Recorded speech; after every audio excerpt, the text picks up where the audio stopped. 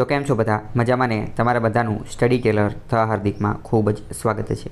આજે આપણે 6 મે 2021ના રોજનું થ હિન્દુનું ગુજરાતીમાં એનાલિસિસ જોઈશું. So I am the Hardik Parmar and latest start our journey towards the success. આજનો સૌથી પહેલો આર્ટિકલ જોઈએ તો વાત કરે છે કે PM calls Bengal governor over post poll violence. બંગાળની અંદર પશ્ચિમ બંગાળ જે છે અહીંયા ઇલેક્શન ચૂંટણીનું રિઝલ્ટ આવી ગયું છે, પરંતુ રિઝલ્ટ આવી ગયું એની પછી વાયોલન્સ હિંસા જે છે એ ભડકી ઉઠેલી છે. કોમી રમખાણો ને એ બધું થયેલું છે. વાયોલન્સ હિંસક પ્રવૃત્તિઓ શરૂ થઈ ગઈ છે. બીજેપીની અહીંયા હાર થઈ છે અને તૃણમૂલ કોંગ્રેસની જીત થઈ છે. તો આના કારણે જે છે અહીંયા ઘણી બધી હિંસા જોવા મળે છે. અમુક લોકો એવું કહે છે કે બીજેપી આ હિંસા કરાવી રહી છે કારણ કે એમને હારી ગયા એટલે. અમુક લોકો એવું કહે છે કે તૃણમૂલ કોંગ્રેસ આ હિંસા કરાવી રહી છે. બરાબર, આપણી માટે એ મહત્વ નથી કે કોણ હિંસા કરાવી રહી છે. પરીક્ષામાં એવું નહીં પૂછે કે કોણ હિંસા કરાવતું હતું. બરાબર, પરંતુ આપણી માટે આ ગવર્નન્સ માટે આ મુદ્દો જે છે આપણી માટે મહત્વનો છે. તો પ્રાઇમ મિનિસ્ટર આપણા જે વડાપ્રધાન જે છે એણે બંગાળના ગવર્નરને બોલાયા અને વાતચીત કરી કે આ પોસ્ટ પોલ વાયોલન્સ થાય છે એમાં તમારું શું માનવાનું છે અથવા એવું કેમ થાય છે? વાયોલન્સ આવું હિંસક પ્રવૃત્તિઓ અને હિંસક બળવાને આવું બધું શા માટે થાય છે? Prime minister called up West Bengal governor and BJP national president. બીજેપીના પ્રેસિડેન્ટને પણ બોલાયા અને વેસ્ટ બેંગોલ પશ્ચિમ બંગાળના જે ગવર્નર હતા રાજ્યપાલ એને પણ બોલાયા અને બધી વાતચીત કરી. તો આપણી માટે મહત્વનો ટોપિક છે police and public order. Public order એટલે કે કાયદો અને વ્યવસ્થા. લોકોની અંદર અથવા તો સમાજની અંદર, ગામની અંદર, શહેરની અંદર public order, law and order, કાયદો અને વ્યવસ્થા જે છે જળવાઈ રહેવું જોઈએ. શાંતિને એ બધું જળવાઈ રહેવું જોઈએ. તોફાન, રમખાણો આવું કંઈ વસ્તુ થવું જોઈએ નહીં. વાયોલન્સ, હિંસાને એવું કંઈ થવું જોઈએ નહીં. એની માટે કોણ જવાબદાર છે? કોણ આ હિંસાને એવું બધું ન થાય એનું ધ્યાન કોણે રાખવાનું હોય? તો ખાસ કરીને આપણે પોલીસની રચના એના માટે જ કરેલી છે કે પોલીસ જે છે એ આ પ્રકારની હિંસાને એ બધું થતાં અટકાવે, અથવા તો હિંસા થઈ ગઈ હોય તો પછી ન્યાય અપાવીને આ બધું ઇન્વેસ્ટિગેશનને તપાસને એ બધું કરે એની માટે. હવે આપણે વાત કરીએ પબ્લિક ઓર્ડર અને પોલીસ. આ બંને જે છે એ 7મી અનુસૂચિની અંદર, બંધારણની 7મી અનુસૂચિની અંદર જોઈએ તો રાજ્ય યાદીમાં આવે છે. બંને કઈ યાદીમાં આવે છે? રાજ્ય યાદીમાં. એટલે કે રાજ્યની અંદર રાજ્યની જવાબદારી છે કે પબ્લિક ઓર્ડર, કાયદો અને વ્યવસ્થા જાળવી રાખે અને પોલીસનું સ્થાપના કરે. હવે બીજી વાત કરીએ પોલીસનું ફંક્શનિંગ. પોલીસ જે છે એ કઈ રીતે કાર્ય કરે છે? પોલીસને કોઈ કાનૂની રીતે એનો કાયદો બનાવેલો છે કે નહીં? તો પોલીસની જે રચના જે છે એનું ફંક્શનિંગ, એના કાર્ય માટે 1861માં એક કાયદો બનાવેલો તો પોલીસ એક્ટ. પોલીસે શું કાર્ય કરવાનું એ બધું આની અંદર ડિટેલમાં આપેલું છે. તો police act 1861 is still basic instrument governing the functioning of the Indian police. ભારતીય પોલીસ કોના આધારે કાર્ય કરે છે? તો કે પોલીસ એક્ટ 1861નો. આ એક્ટ અંતર્ગત, પોલીસ એક્ટ અંતર્ગત એવું કીધેલું છે કે ડીજીપી એટલે કે ડિરેક્ટોરેટ જનરલ ઓફ પોલીસ અથવા તો આઈજી, જેને આપણે આઈજી કહીએ છીએ, એ જે છે એ શું હશે? એ રાજ્યની જે પોલીસ હશે, રાજ્યની પોલીસ એના હેડ હશે. બરાબર, એટલે કે દરેક રાજ્યની અંદર એક આઈજી હોય અથવા તો દરેક રાજ્યની અંદર એક ડીજીપી હોય, જે આખા રાજ્યની બધી પોલીસના હેડ હોય. ગુજરાત રાજ્યના ડીજીપી હોય, મહારાષ્ટ્રના ડીજીપી હોય. આ જે છે એને આખી જે રાજ્ય જે છે, રાજ્યની પોલીસનું જે છે એ એને હેડ કરવાનું હોય, એને હેન્ડલ કરવાનું હોય. બરાબર, હવે આપણે નાની પરીક્ષાની તૈયારી કરતા હોય તો કોન્સ્ટેબલની તૈયારી કરતા હોય. બરાબર, તો જ્યારે કોન્સ્ટેબલ બની જાવ તો એકાદું પોલીસ સ્ટેશન સોંપે અને એકાદું નાની એવી ડ્યુટી સોંપે. પરંતુ હવે માની લો કે તમારો કોઈ ફ્રેન્ડ ડીજીપી હોય અથવા તો તમે ઉચ્ચ લેવલે પહોંચી અને ડીજીપી પહોંચી ગયા છે, અથવા તો તમારો ફ્રેન્ડ ડીજીપી છે, તમે ફોન કરો કે તું શું સંભાળીશ? તો એ ડાયરેક્ટ એમ કહે કે હું આખું રાજ્ય સંભાળું છું, કાં તો ગુજરાત રાજ્ય સંભાળું, કાં તો મહારાષ્ટ્ર, કાં તો ગોવા. બરાબર, તો એને કહેવાય ડીજીપી. ડીજીપી કોણ હોય? આખા રાજ્યનો હેડ હોય. એવું ક્યાં કીધેલું છે? તો કે પોલીસ એક્ટની અંદર જ એવું લખેલું છે. બિસાઇડ્સનો મતલબ થાય આની ઉપરાંત અધર લોસ લાઇક આઈપીસી 1862 ની અંદર પણ આઈઈએ વિશે કરેલું છે. આઈઈએ શું છે? તો કે ઇન્ડિયન એવિડન્સ એક્ટ, પછી સીઆરપીસી. આ બધાની અંદર પણ પોલીસ કઈ રીતે ફંક્શન કરશે, કઈ રીતે કાર્ય કરશે એના વિશે લખેલું છે. તો પોલીસના ફંક્શનિંગ કાર્ય માટે કોઈ એક જ કાયદો છે એવું નથી, ઘણા બધા અલગ અલગ કાયદા છે. એમાંનો મુખ્ય કાયદો કયો છે? બેઝિક કાયદો કયો છે? તો એ છે પોલીસ એક્ટ. બરાબર. યુનિયન ગવર્મેન્ટે આપણે જોયું કે પોલીસ આખું જે છે રાજ્ય યાદી અંતર્ગત આવે છે. તો શું એમાં કેન્દ્રનો કોઈ રોલ છે કે નહીં? કેન્દ્રને કંઈ લેવા દેવા છે કે નહીં? તો એ પણ આપણે થોડું જોઈએ. પબ્લિક ઓર્ડર અને પોલીસ જે છે રાજ્ય યાદીમાં આવે છે. રાજ્ય સરકાર એને પોતાની રીતે કાયદા બનાવી શકે છે અને અમુક વાર રાજ્ય કેન્દ્ર સરકારને પણ વિનંતી કરી શકે છે. શું કરી શકે છે? કે પબ્લિક ઓર્ડર જાળવવા માટે અથવા પબ્લિક ઓર્ડર રિસ્ટોર કરવા માટે અહીંયા કાયદો અને વ્યવસ્થા કથળી ગયા છે, કાયદો અને વ્યવસ્થા વ્યવસ્થિત ચાલતા નથી, લો એન્ડ ઓર્ડર ને પબ્લિક ઓર્ડર ને એ બધું જળવાતું નથી, તો અમે તમને રિક્વેસ્ટ કરીએ છીએ. અમે એટલે કોણ? રાજ્ય રિક્વેસ્ટ કરે છે. કોને? કેન્દ્રને રિક્વેસ્ટ કરે છે કે તમે થોડીક સમય માટે આર્મ્ડ ફોર્સિસ મોકલાવો તો સારી વસ્તુ છે. આર્મ્ડ ફોર્સિસ એટલે શું થાય? આર્મ્ડ ફોર્સિસ એટલે થાય હથિયારી દળો. હથિયારી દળો એટલે શું થાય? એવો દળ, એવું ફોર્સ, એવું ગ્રુપ, એવી ટુકડી કે જે હથિયાર લઈને જ આવ્યું હોય. અને હથિયાર લઈને આવ્યું હોય એટલે કંઈ ચિંતા નહીં, કારણ કે કોઈ આડું અવડું થાય જરાક તો ડાયરેક્ટ તે ગોળી મારી દેવાની. એટલે પછી લોકો જે છે એ ઓકાતની અંદર રહે અને એમને ખબર પડી જાય કે કાયદો અને વ્યવસ્થા, public order, law and order જે છે આને જાળવી અને ચાલવું જોઈએ. વારંવાર ગુનાને એવું બધું કરાય નહીં. ટૂંકમાં આપણે શું જોયું? આપણે એ જોયું કે police, law and order, public order આ બધી વસ્તુ રાજ્ય યાદી અંતર્ગત છે, પરંતુ અમુક કેસની અંદર માની લો કે રાજ્યની પોલીસ અસફળ રહે અથવા તો રાજ્ય ખુદ પણ અસફળ રહે. કોની માટે? તો કે લો એન્ડ ઓર્ડર જાળવવામાં અથવા તો પબ્લિક ઓર્ડર જાળવવામાં અસફળ રહે. તો ત્યારે રાજ્ય સરકાર કેન્દ્ર સરકારને વિનંતી કરી શકે છે, રિક્વેસ્ટ કરી શકે છે કે પોલીસથી તો આ બધું હેન્ડલ થતું નથી, તમે એક કામ કરો ને. શું કામ કરો? તો કે અમને જે છે એ આર્મ્ડ ફોર્સિસ જે છે એ પૂરી પાડો ને, આર્મ્ડ ફોર્સિસને મોકલો ને, તો આ કાયદો અને વ્યવસ્થાને અમે જાળવી શકીએ. આર્મ્ડ ફોર્સિસ એટલે હથિયારી દળો, હથિયાર લઈને તે હથિયારથી તૈનાત થઈને તે તાત્કાલિક આવે. બંધારણની વાત કરીએ તો અનુચ્છેદ 355 એવું કહે છે. અનુચ્છેદ 355 શું કહે છે? આર્ટિકલ 355 355 એવું કહે છે કે કેન્દ્ર સરકારની જવાબદારી રહેશે, કેન્દ્ર સરકારની રિસ્પોન્સિબિલિટી રહેશે, કેન્દ્ર સરકારની જવાબદારી રહેશે. શું જવાબદારી રહેશે? પ્રોટેક્ટ કરવાની, સંરક્ષણ કરવાની. કોનું પ્રોટેક્ટ કરવાની? કોને સંરક્ષણ રાખવાનું? તો રાજ્યની સંરક્ષણ રાખવાની. રાજ્યનું આંતરિક અને બાહ્ય આક્રમણથી રક્ષણ કરશે. અંદરથી અને બહારથી કોઈ પણ પ્રકારનું રાજ્ય ઉપર આક્રમણ થશે તો એનું પ્રોટેક્શન, એનું સંરક્ષણ કોણ કરશે? કેન્દ્ર સરકાર કરશે. કેમ? કારણ કે અનુચ્છેદ 355 એવું કીધેલું છે એટલે. બરાબર. અને એટલે તમે જોયેલું હશે, શું જોયેલું હશે કે અનુચ્છેદ 355 એવું કીધેલું છે કે રાજ્યનું સંરક્ષણ કરશે, પ્રોટેક્શન કરશે. આંતરિક કોઈ પણ હુમલા થશે એનેથી અને બાહ્ય આક્રમણ થશે એનેથી, બંને તરફથી એનું જે છે સંરક્ષણ કરશે. અને જો એવું કરવામાં એ અસફળ રહેશે અને એવું કરવામાં માની લો કે રાજ્ય અસફળ રહેશે તો પછી 355 પછી એક્ઝેક્ટ પછી શું આવે? 356. જો આવું બધું કરવામાં અસફળ રહેશે એટલે કે આ કાયદો વ્યવસ્થા આવું બધું વ્યવસ્થિત જળવાશે નહીં તો કેન્દ્ર શું કરશે? 356 અનુસાર ડાયરેક્ટ રાષ્ટ્રપતિ શાસન લગાવી દેશે. શું કરશે? રાષ્ટ્રપતિ શાસન લગાવી દેશે. તો એ ઇન્ટરનલ અને એક્સટર્નલ બંનેની વસ્તુને આવરી લેવામાં આવેલી છે અનુચ્છેદ 355 ની અંદર. આ તમને ખ્યાલ હોવો જોઈએ. Even in circumstances where public disorder is not so serious as to fall in the category of internal disturbance as defined in under article 355 of the constitution, union government may accept to the accede to the request. એવું જરૂરી નથી કે 355માં જે વસ્તુ લખેલી છે એ આધારિત તે પબ્લિક ડિસઓર્ડર જે છે, પબ્લિક ઓર્ડર એની અંદર વાંધો પડે. એની સિવાયનો પણ કોઈ રીતે વાંધો પડે તો પણ કેન્દ્ર સરકાર જે છે એ પગલાં ભરી શકે છે. CRPCની 130 અંદર જોઈએ તો except the limited purpose of dispersing and unlawful assembly and arresting its member, neither the state government nor any authority under it has been conferred by the constitution any legal right to call the armed forces while dealing with the public disorder or internal disturbance. હવે આમાં શું થયું એ તમને કંઈ ખબર નહીં પડી હોય. હવે આપણે ધીમે ધીમે સમજીએ. એવું કહેવા માંગે છે કે CRPC 130 અનુસાર કોઈ પણ જે અનલોફુલ એસેમ્બલીનો મતલબ શું થાય? ગેરકાયદેસર રીતે કોઈ લોકો ભેગા થયા છે. એસેમ્બલી એટલે સંગઠન, ગેરકાયદેસર રીતે લોકોએ સંગઠન બનાવેલું છે તો એવા લોકોને CRPC 130 અનુસાર અરેસ્ટ, ધરપકડ કરી શકાશે. આ અનલોફુલ એસેમ્બલીના મેમ્બર સભ્યો હશે એની પણ ધરપકડ કરી શકાશે, પરંતુ અમુક કેસની અંદર એની ધરપકડ નહીં કરી શકે. નીધર ધ સ્ટેટ ગવર્મેન્ટ, રાજ્ય સરકાર પણ એની ધરપકડ નહીં કરી શકે અને બીજી રાજ્ય સરકાર અંતર્ગત આવતી બીજી કોઈ ઓથોરિટી જે છે એ પણ એની ધરપકડ નહીં કરી શકે. એવું CRPC 130માં કીધેલું છે. ક્યારે? The armed forces while dealing with the public disorder. ક્યારે નહીં કરી શકે?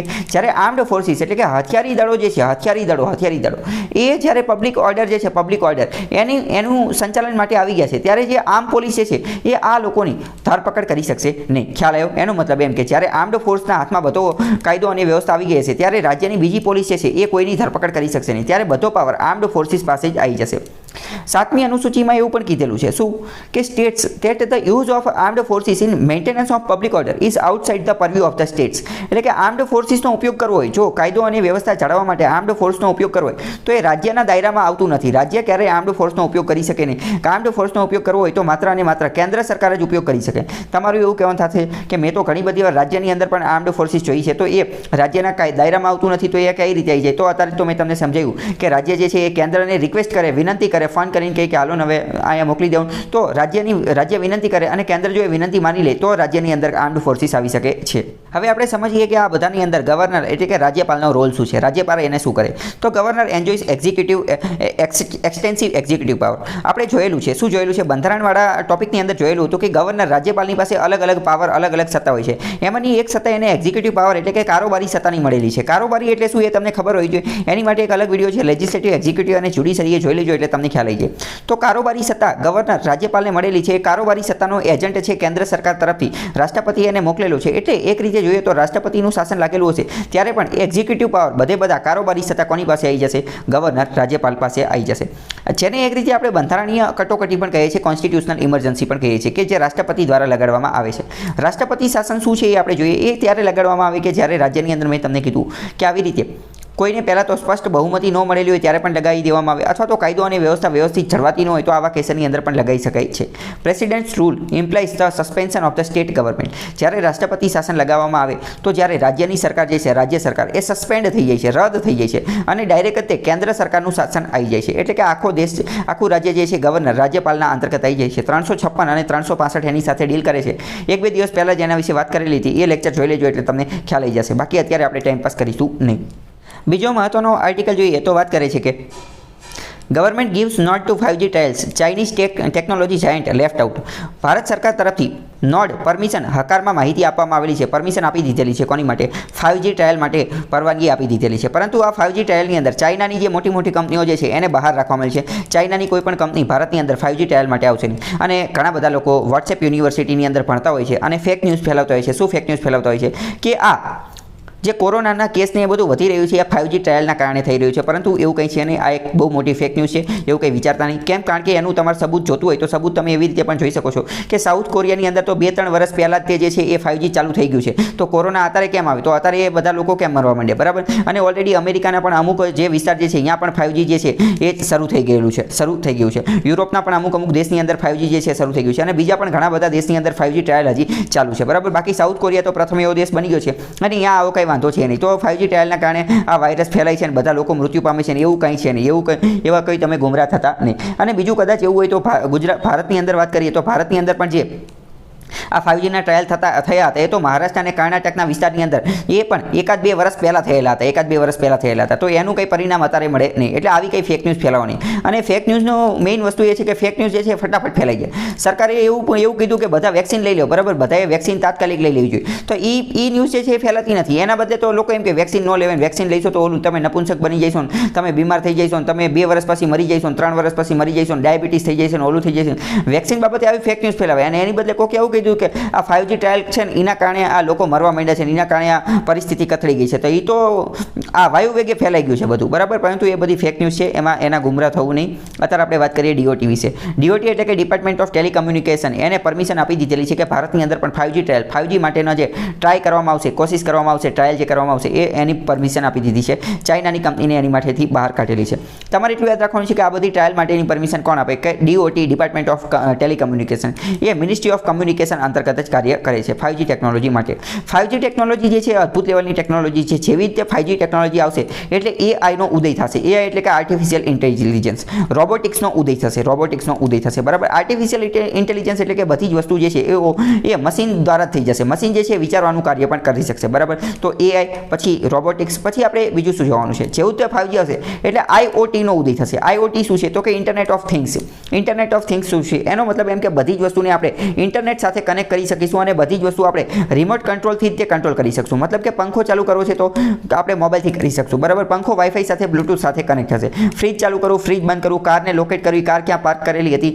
બરાબર. આ બધી વસ્તુ કે ફ્રીજ બંધ કરવું, ફ્રીજની અંદર દૂધ મૂકવું અથવા કોઈ પણ સમયે ફ્રીજ બંધ કરવું, આ બધી વસ્તુ જે છે એ આપણે 5Gના માધ્યમથી, IoTના માધ્યમથી, ઇન્ટરનેટ ઓફ થિંગ્સના માધ્યમથી આ બધી વસ્તુ કરી શકીશું. બરાબર. હવે જો આ 5G ને એ બધું આવી જાય ને IoT ને એ બધું આવી જાય તો પછી એમાં ફ્રીજમાં આપણા જે ઇન્સ્ટ્રુમેન્ટ ઇલેક્ટ્રોનિક સાધનો જે છે એને પણ અપડેટ કરવા પડે. પછી એવું જરૂરી નહીં કે 5G આવી ગયું ને તમે 5G મોબાઈલ લઈ લીધો એટલે તમારે અત્યારનું જે ફ્રીજ ને અત્યારનું જે એસી ને અત્યારનું જે ટીવી ને અત્યારનું જે પંખો ને લાઇટ જે છે એ બધું ઓટોમેટિક 5G બની જાય. એવું નહીં. એની માટે એ જે સાધનો જે છે એને પણ અપડેટ કરવા પડે. એ બધા એવા ગેજેટ્સ લેવા પડે. બરાબર. આગળ વાત કરીએ તો This formally leaves out a Chinese company. ચાઇનાની કંપની આજે હુઆઈ અને ZTE જે છે એને 5G રેસમાંથી ભારતમાંથી બહાર કાઢેલી છે. એને ના પાડી દીધી કે તમારે અહીંયા આનું ટ્રાયલ ને એવું બધું કરવાનું નથી. હુઆઈ જે છે આખા વિશ્વની અંદર 5G ટ્રાયલની અંદર આગળ છે. બીજી વાત કરીએ તો application TSP include Bharti Airtel. તો અત્યારે ભારતી એરટેલ કંપની જે છે એને રિલાયન્સ જીઓને અને વોડાફોનને જે છે વોડાફોન અને MTLને 5G માટેની ટ્રાયલ માટેની પરમિશન આપેલી છે. આ તમને ખબર હોય છે. હવે ગયા વર્ષે 2020ની અંદર આ 5G માટેની ટ્રાયલ કરવાની હતી. 5Gનો આ બધો મુદ્દો ત્યારે ચર્ચામાં હતો. ત્યારે બ્રિટનના જે વડાપ્રધાન જે છે એમને એ વાત પણ કીધેલી હતી કે આપણે જે શું કરવું જોઈએ, આપણે D10 નામનું સમૂહ બનાવવું જોઈએ. તો D10 નામનું સમૂહ શું છે એ તમને ખબર હોય છે. જો તમને નથી ખબર તો એક અલગ વિડીયો છે અથવા ભૂતકાળમાં વાત કરેલી છે એ તમે વિડીયો જોઈ લેજો એટલે તમને ખ્યાલ આવી જાય. કારણ કે D10નો મુદ્દો 5Gનો મુદ્દો આ બધા મુદ્દા એકબીજા સાથે કનેક્ટેડ જ છે. બધા મુદ્દા તમે વ્યવસ્થિત સમજશો તો જ સારી રીતે સમજી શકશો. હવે આપણે સમજીએ કે ભારતની અંદર 5G રોલ આઉટ કરવા પાછળ સમસ્યા કઈ કઈ રહેલી છે. મેં તમને કીધું કે સાઉથ કોરિયામાં અને અમેરિકા અને યુરોપના અમુક દેશોની અંદર 5G જે છે એ આવી ગયું છે. તો ભારતમાં હજી સુધી કેમ ન થયું? ભારતમાં 5G છોડો 4G ની પણ સારી એવી સ્પીડ આપી દે તો ખૂબ સારી વસ્તુ છે. ગામડાની અંદર હજી વ્યવસ્થિત સ્પીડ આવતી નથી, બરાબર. પણ તેમ છતાં પણ ભારતની અંદર આપણે એ જાણીએ કે 5G રોલ આઉટ કરવા પાછળ, 5G લાગુ કરવા પાછળ હર્ડલ કઈ કઈ સમસ્યાઓ રહેલી છે એ આપણે જોઈએ. પહેલાં આપણે એ જોઈએ કે ભારતની અંદર 4G જે છે એ બહુ લેટ આવેલું હતું, 3G જે છે એ પણ બહુ લેટ આવેલું હતું. પરંતુ ભારત સરકારે આ વખતે એક સારું કાર્ય કર્યું. એ શું સારું કાર્ય કર્યું કે 5G આખા વિશ્વની અંદર જ્યારે આવશે ત્યારે તે ભારતની અંદર ત્યારે જ આવશે. કેમ? કારણ કે ભારતે અત્યારથી 5G ટ્રાયલ શરૂ કરી દીધી છે.